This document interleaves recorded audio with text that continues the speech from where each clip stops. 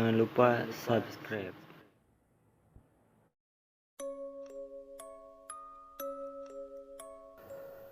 Assalamualaikum warahmatullahi wabarakatuh. Selamat malam buat kalian yang melihat atau mendengarkan video di channel ini. Seperti biasa, saya di sini akan menceritakan hal seram dan misteri. Dan untuk cerita malam hari ini, misteri cermin berhantu. Kisah ini terjadi pada tahun 2000. Pada saat itu aku masih duduk di bangku SD kelas 3. Saat itu aku masih polos dan bahkan aku tak begitu percaya dengan hantu.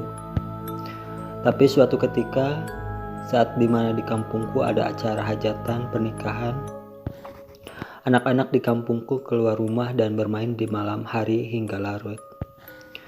Waktu itu kami memutuskan untuk bermain petak umpet, atau di kampung kami bisa disebut ucing sumput. Kami berjumlah 10 orang dan dibagi menjadi 2 kelompok yang berjumlah 5 orang anak.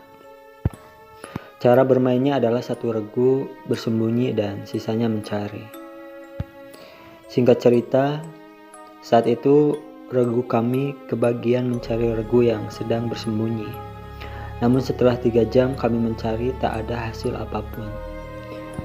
Saking kesalnya, salah satu temanku berkata, "Mungkin mereka bersembunyi di sawah di perbatasan desa." Tanpa pikir panjang, kami pun mencari lawan kami sampai ke pematang sawah batas desa. Sepanjang jalan kami terus mencari sambil bercanda ria walaupun hati sedang kesal. Bin galau begitu kerasnya suara tawa kami memecah kesunyian malam. Hingga tak sadar kami sudah sampai di batas desa dan jauh dari keramaian acara pernikahan. Kami pun terus mencari, tapi tetap saja tak kami dapati lawan main kami. Sampai akhirnya kami mulai putus asa dan memutuskan untuk kembali ke desa. Angin malam mulai pekat, suara khas binatang saling bersahutan, membuat suasana kian mencekam. Entah apa yang ada di pikiranku. Tiba-tiba saja kepalaku menjadi berat dan langkahku melambat. Ketika ku sadari aku tertinggal jauh dari teman-temanku di depan. Aku coba berlari menghampiri mereka. Akan tetapi mereka semakin jauh dan saat itu hatiku mulai gelisah. Sekujur tubuhku merasa berat dan bulu kunduku tiba-tiba meremang. Aku terus berlari menghampiri mereka, namun mereka semakin jauh dan jauh dan hilang. Aku pun semakin panik. Sesampainya di desa, tepatnya di ladang sawah, aku pun menghentikan langkah cepatku. Ku tarik napas ini dengan susah payah sambil menundukkan kepala dan memegang kedua lututku.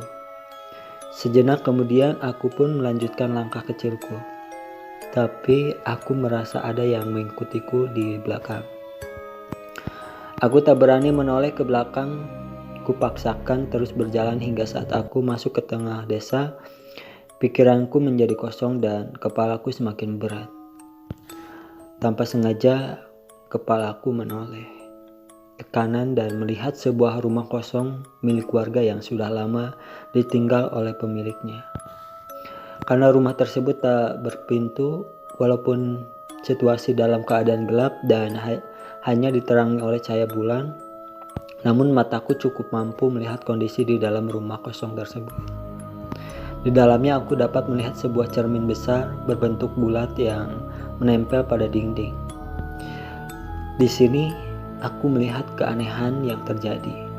Aku melihat cahaya putih berbentuk lingkaran di dalam cermin tersebut. Karena penasaran, perlahan aku dekati. Tetapi semakin ku dekati, cahaya itu semakin membesar dan membentuk sebuah kepala dengan posisi tubuh setengah badan, mirip foto di KTP. Dan yang membuatku terkejut, tiba-tiba muncul kuncung berwarna putih di atas kepala tersebut.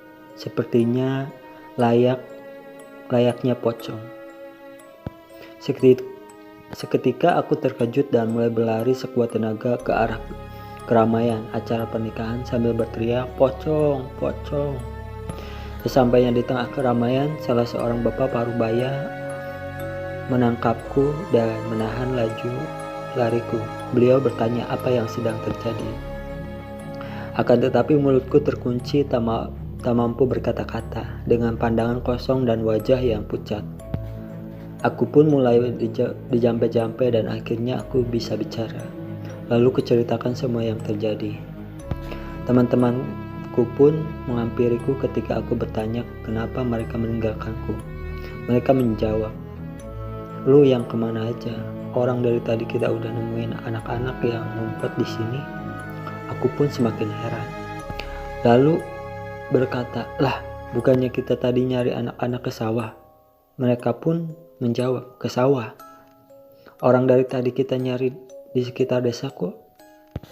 Sejak saat itu, aku pun mulai percaya adanya hantu dan aku jadi jarang main di malam hari lagi. Itulah cerita untuk malam hari ini.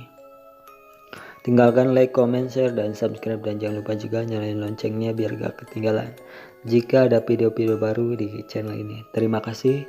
Assalamualaikum warahmatullahi wabarakatuh.